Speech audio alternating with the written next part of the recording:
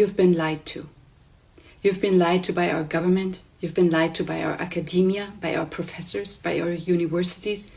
And worst off, you've been lied to by our media for a very long time. The vast majority of Americans have been sleepwalking through the biggest threat that we have, which is jihadism. Why does it have to take a massacre until most people wake up and ask, what is Hamas, what is jihadism, what is the Islamic regime? Our Western media have been infiltrated by these same terrorist networks for decades, and they determine what makes the news and what doesn't make the news. There has been pretty much an October 7th every single year inside of Iran.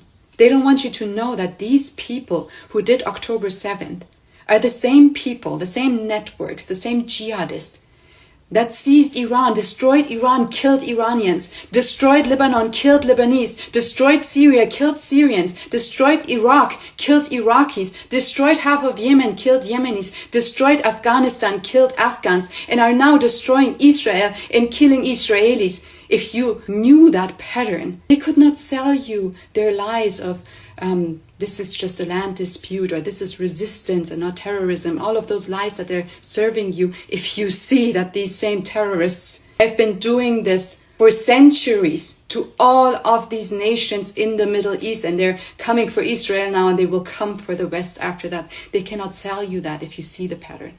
A more important point that they don't want you to know is that Americans have been kidnapped before October 7th and held hostage by jihadists. My dad, Jimmy Sharmand, my hero, he is one of them. As I'm speaking to you, my father is spending his 1,521st day and night in a torture chamber, in a tunnel, we don't know, somewhere in the hands of the terrorists. Not in Gaza, but in Iran. He was kidnapped from outside of the country and taken to Iran, just like innocent peace activists and civilians were kidnapped from Israel and taken to Gaza. If you knew about my father's story, if you knew that Jimmy Sharmand, an American, has been kidnapped by terrorists, held hostage for 4 years, and our administration did nothing about it, nothing, how could they sell you now the lie that Western governments, including ours, care deeply about the fate of hostages in Gaza? They don't. They're using it to convince you that the best way to care about hostages is to make deals with the very terrorists that kidnap them. Horrific deals, not deals that would prioritize the lives and the return of hostages, but deals that will enrich the hostage takers. How do I know that? Last year in September, 2 weeks before October 7th, my family, together with other families of hostages held by the terrorists in Iran, were doing a sit-in strike in front of the State Department.